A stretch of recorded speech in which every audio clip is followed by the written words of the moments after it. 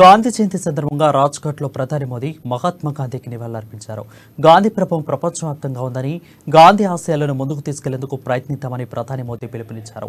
అలాగే లాల్ బహదూర్ శాస్త్రి జయంతి సందర్భంగా విజయ్ ఘాట్లోని ప్రధాని నివాళులర్పించారు. జై జవాన్ జై కిసాన్ నినాదం ప్రస్తుతం తరాలకు ప్రేరణగా మారిందని ప్రధాని గుర్తు చేశారు.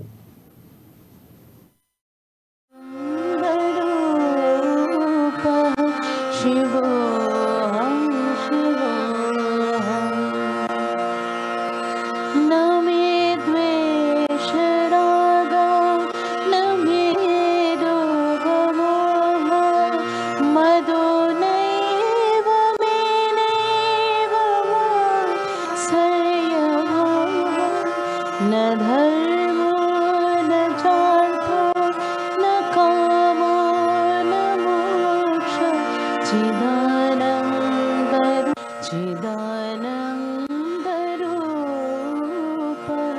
शिवोऽहं चोपस्तवायु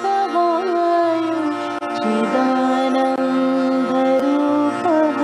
शिवोऽहं चिदानन्दरूपः शिवोऽहं न मे द्वेषरागो न मे रोगमोहः मदो नैव मेनैव मात्सर्यभावः न धर्मो न चार्थो न कामो न मोक्ष चिदानन्दरूपः